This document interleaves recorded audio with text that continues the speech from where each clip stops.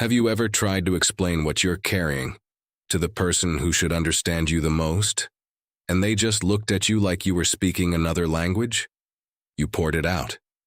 You tried to put words to the weight, and they either changed the subject, gave you a quick, just trust God, or made you feel like you were being too much. If that's you right now, this video is for you. Because one of the loneliest places a believer can be is when the people closest to you don't understand what God has placed on your heart. Stay with me. I'm going to show you exactly what to do with that. This isn't about people who don't love you.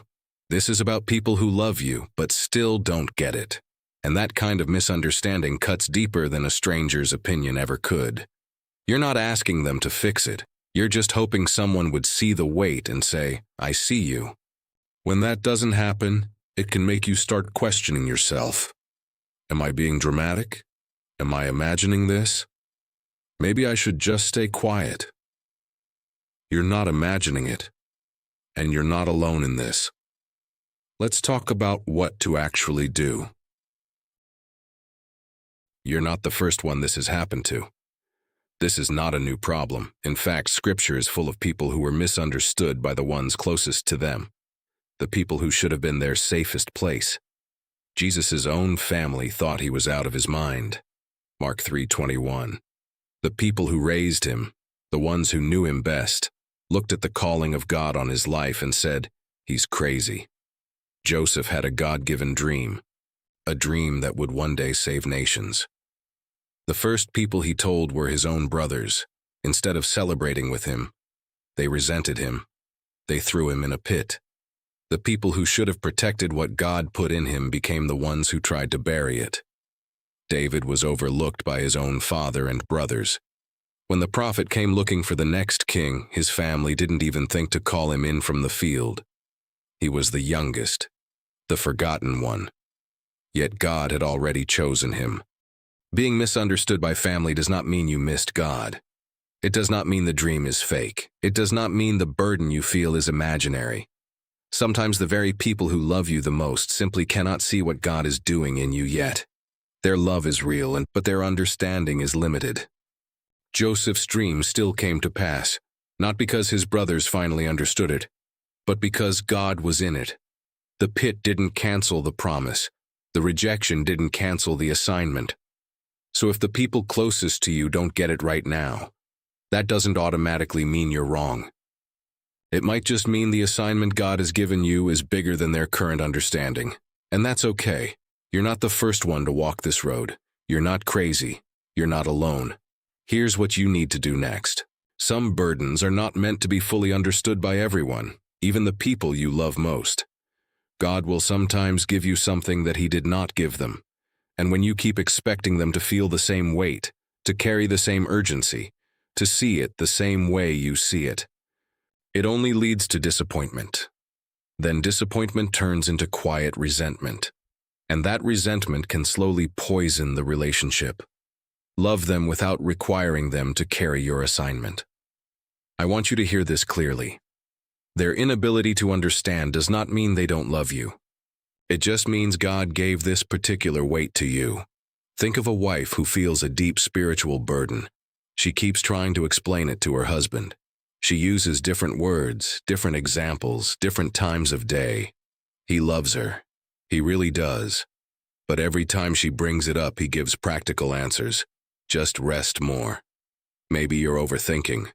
Have you tried praying about it?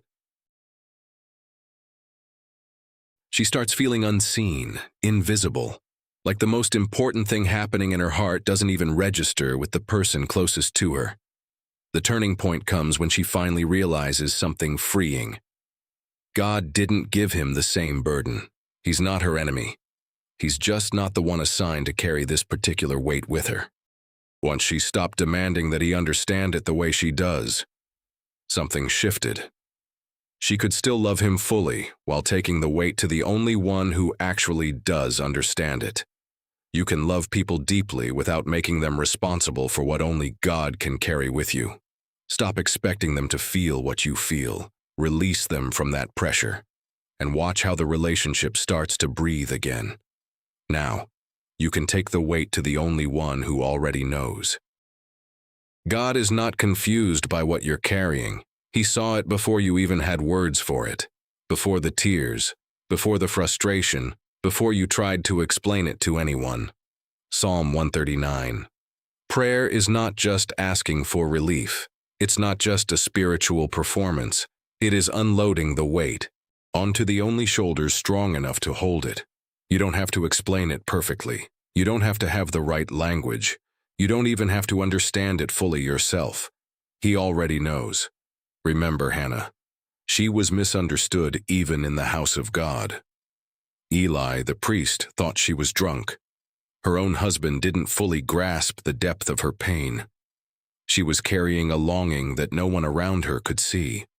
But she took it straight to the Lord and poured it out, raw, messy, honest. God heard the cry that no one else understood, and he answered. That same God is listening to you right now. Scripture says, "Cast your burden on the Lord, and he will sustain you." Psalm 55:22. Notice it doesn't say he will always remove it immediately. It says he will sustain you under it. He will hold you while you hold what he's given you. Taking it to God doesn't mean you never talk to people again. It means you stop making the wrong people your first stop, your only stop, your emotional dumping ground. You go to him first. You pour it out there. You let him steady your heart. Then you can walk back into your relationships from a place of peace instead of desperation. That's the shift. Here's how to handle the people part wisely. Not everyone is safe with what you're carrying. Some people will minimize it. Some will spiritualize it away with quick Christian cliches. Some will use it against you later, and some will simply grow tired of hearing about it. God will often send one or two people who do understand, people who have walked a similar road, who won't flinch when you tell them the truth, who can hold the weight with you for a season. But you have to stop pouring it out to everyone. Wisdom is knowing the difference between isolation and healthy boundaries.